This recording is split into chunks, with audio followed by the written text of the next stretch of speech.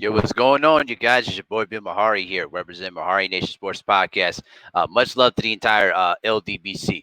If you want more basketball content, tune into Basketball Conversations every Friday night, 9 p.m. Central Time. This is where we discuss basketball-related topics, news, debates, and everything else in the world of basketball. If you are new to the channel, make sure to hit the subscribe button, hit the bell icon to get all the latest notifications so I start dropping videos and live streams.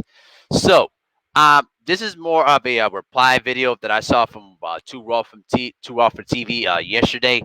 He was kind of talking about the fight between Muhammad Ali versus Larry Holmes. And what's funny about that whole thing is that we're about months away from the 40th anniversary of that fight. The fight took place on October 2nd of 1980. Now, I want to make this very, very clear. This was way ahead of my time. I was born in 1992, so obviously, I don't have clear memories of seeing the fight actually happen live, but I have seen the fight on YouTube. And I've done projects in my school, in elementary school, high school, and some in college about Muhammad Ali's career and the impact that he had, outside of boxing. I mean, what he did outside of boxing, speaks for itself. But I want to particularly talk about my thoughts about that fight. Um, like I said, we're about months away from the 40th anniversary of that fight. And the really sad part about this whole thing was that it was the type of fight that it should never have happened to begin with. There was no reason for the fight to ever take place, even remotely taking place. But Muhammad Ali's people were so hell bent on making sure that they were making their last bit of money that they can make out of him, so that way they would all be fed money. And it really goes to show how sick and twisted the sport of boxing is. I mean, for those people to not help out Ali at that period of his life is just absolutely ridiculous.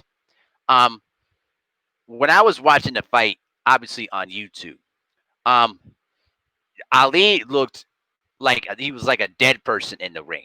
It's like he wasn't even doing anything.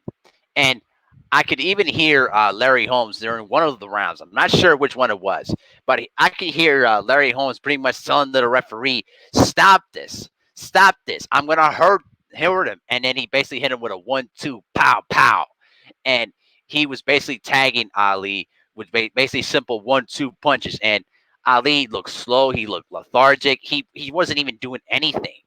It was very, very sad to see. And listening to Howard Cosell, calling the fight, you know, for ABC at the time, it was really a sad thing to see. I could really envision people literally crying when they were seeing Ali, get beaten up without even putting up a fight whatsoever.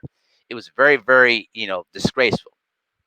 But there was no reason for him to be in the ring in the first place. I mean, he was pretty much on the downside because it was clear that he was going through, the early through Parkinson's disease at the time, even though he was officially diagnosed of Parkinson's in 1984.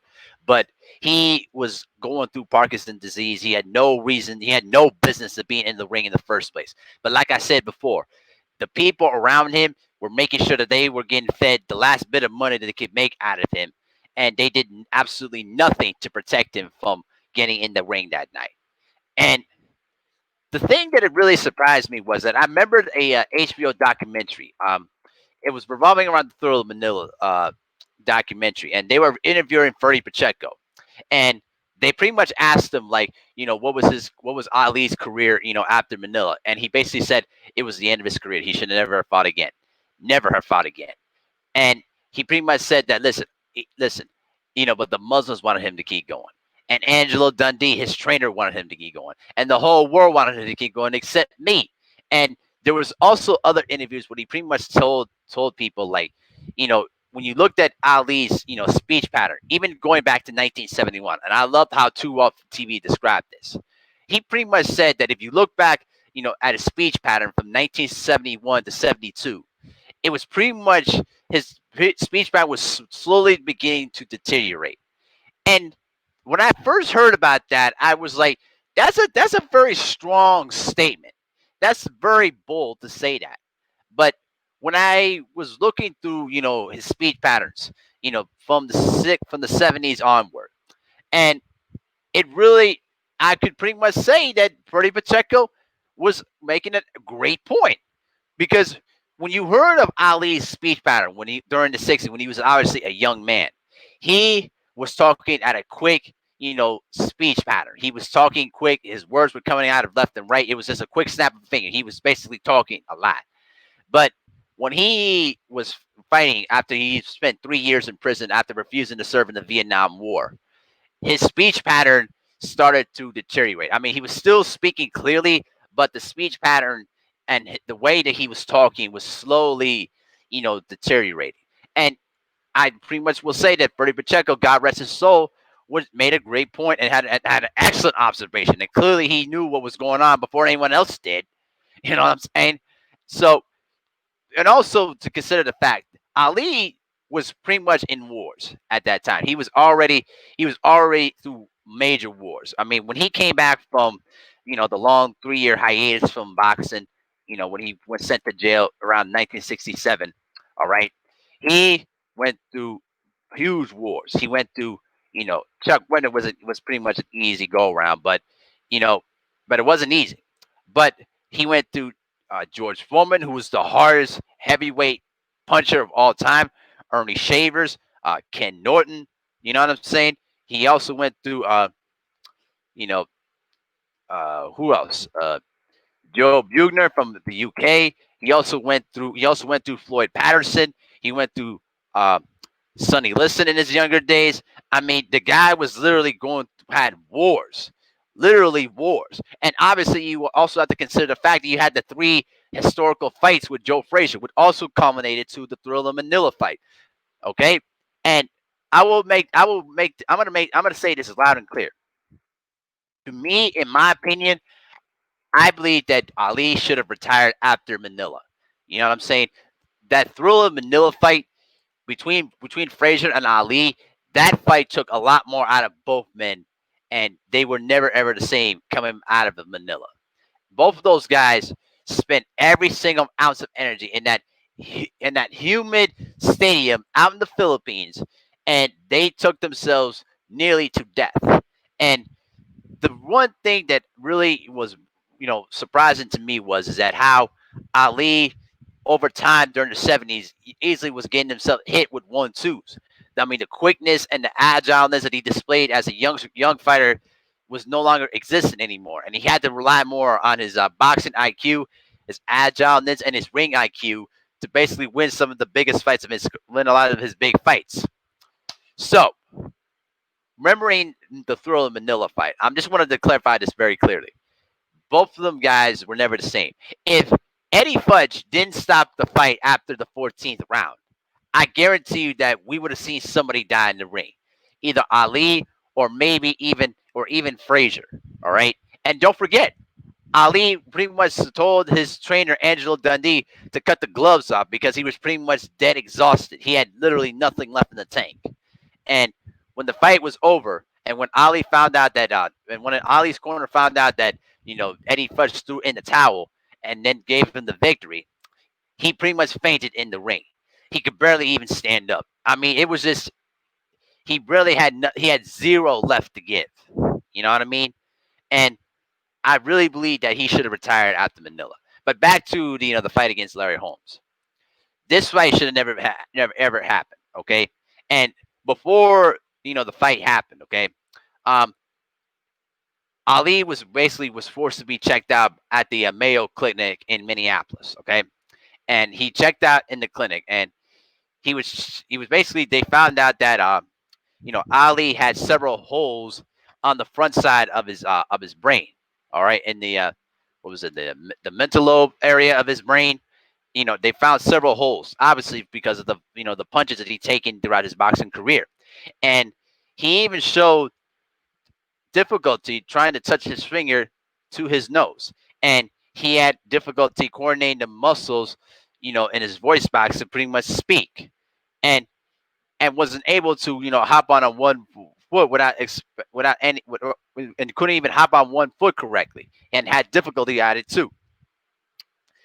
The sickening part is that the doctors pretty much said that they couldn't find no specific findings to prohibit Ali from fighting, which is absolutely the absolute biggest crock of BS I could ever even heard of. Listen, there was no reason for this man to ever even fight. And leading and basically during the training camps into that fight, he was not in the best shape of that time, and clearly so. I mean, it took when you reflect back towards the fights that he had against against Leon Spinks, it took a lot out of Ali to basically regain the belts back after he lost to Leon Spink in that 15-round decision. You understand what I'm saying? And he had to spend every single piece of that of his greatness that he had left in the tank to basically beat Spinks to regain the heavyweight titles for a third time. But you also have to remember that Ali hadn't had a knockout since 1976 when he basically knocked out John Pierre Cooperman from basically from Germany. So, actually from Belgium. But so leading up to the fight, he basically had fights that basically went on to the distance. And in all sincerity, man, I think all those fights, you know, all those fights that went through the 15 round, distance really wore on him physically and mentally. And before the Larry Holmes fight, he went up against Ernie Shavers, who was the most hardest puncher and had the highest percentage knockout ratio in boxing. So you think about that, guys. You think about it. He hadn't had a knockout in 4 years, and he was basically going to the distance, basically in his last 5 fights before the Larry Holmes fight. So Ali, by that time, was pretty much spent physically, and he pretty much tried very hard to lose the weight, and he did manage to lose the weight. He basically went into the fight at 220 pounds. But here's what's the problem, guys. He basically was taking, diet pills. He was basically taking, diet pills to basically lose the weight. Now, he did lose the weight, but he didn't lose the weight, health basically in the healthy path. He basically took the quick path to try to, lose the weight. And by the time it basically was fight night, he had no energy left in the tank. And his thyroid, was basically his thyroid was spent. His thyroid was having, issues. You know what I'm saying? Leading up to the fight, and when the first round began, you could clearly tell that Ali literally had zero left to give in the tank. You know, people will pretty much say, well, Ali should have known better not to get in the ring. Well, here's the thing: fighters have that heart of a champion mentality in themselves, and the problem with this is that when you're a boxer and you feel like you still have more left to prove, that championship heart is always going to overtake your intellect. Why do you think you see a lot of fighters, stay in the sport too long, way past their prime? Great examples: Evander Holyfield, Sugar Ray Leonard, you know, Ray Robinson. You know what I mean? And also, who else? Who else? Roy Jones Jr. is one of the all-time greatest examples of a guy that spent in the sport way too long and suffered major damage from the sport. You know what I'm saying? You look back at Ali. Many fans would pretty much will look back on Joe Lewis's time and pretty much thought about how Joe Lewis performed at age 38. Now he didn't look that bad, but he wasn't clearly the same Joe Lewis. With Ali, that was totally different. Ali had wars throughout his boxing career, and literally was going into the fight with zero left in the tank. And it was very, very sad to see him just taking a beating, and he wasn't able to do anything about it because his body would not let him do anything, which really angers me how a lot of these people in boxing, these managers, promoters, these people in entourages, they will milk any amount of money out of these fighters to make sure they make it the quickest buck available to them. And Don King, you know, we could pretty much say that Don King is the biggest scumbag in boxing. But the thing is that with promoters, you have to be a scumbag to pretty much survive as a promoter. And there are times where I think that Don King gets some unfair treatment because there's been a lot more worse promoters like Bob Arum, who's done 20 times more worse things than what Don King did. But Don King was a piece of work for what he did to Ali, and they pretty much milked the last bit of money out of Muhammad Ali, and pretty much dumped him to the wayside when they were finished with him. which is just absolutely ridiculous. You know what I'm saying?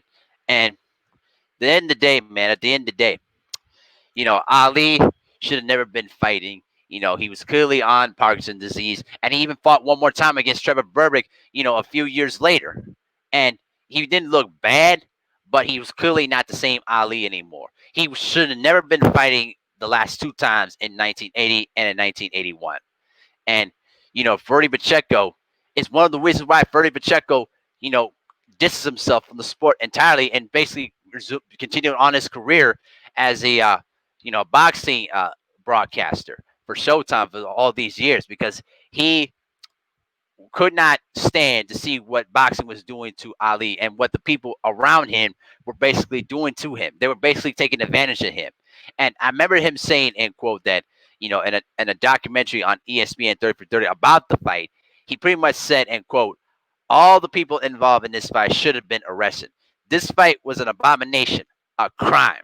And I totally agree what he meant. There was no reason for, Ali to even think about fighting whatsoever. That's why Howard Cosell even stopped calling matches. You know, after during the '80s because he hated what the sport of boxing did to Ali. You know what I'm saying? And even Ferdie Pacheco is basically said that he sent out medical results to his trainer Angelo Dundee, his manager Jabir Herbert Mohammed, and his then wife Veronica Porsche at the time, and they pretty much ignored those signs. And when Ali met Pacheco for maybe one last few times before Ali's death, he pretty much told Pacheco like he was right. And it doesn't make it better about what happened, but at least Ali he knew that he made a mistake for continuing the fight when he knew that he should have been. But after Ali died in 2016, this is what Barry Pacheco pretty much said. He said the unnecessary punches he took would have been stopped, would have stopped the Parkinson's. But I think it would have not compounded it as it had. Who knows? Ali may not have passed away if he had stopped what I asked. He may not have been trapped in a shell like he was for so many years. And I totally understood that. The thing that surprised me the most was is that how Ali was able to live his life and continue to do all these, humanitarian things while he was basically going through the Parkinson disease for the remaining last 40 years of his life before he ultimately died, which is really a huge testament about, the man's, spirit and his heart, not just in boxing, but to what he meant to sports entirely. And this is what really rakes my nerves about a lot of the people that basically praise him is because they did not respect him when he was in his prime, but when he was basically physically suffering, during his days after boxing ended for him, now you want to give him his respect. See, that's where I start to really lose it a little bit, but I'm not going to go too far to that. The point I'm trying to make to you guys is this: Ali, you know should have never been fighting. He had no business, being in the ring, and it was pretty much the end of his career on that night when he basically went up against Larry Holmes and got beaten to a pulp without even putting up a fight, which is ultimately one of the most saddest things you'll ever see in sports history, other than the death of Kobe Bryant. You know what I'm saying? So, but let me know what you guys think in the comment section.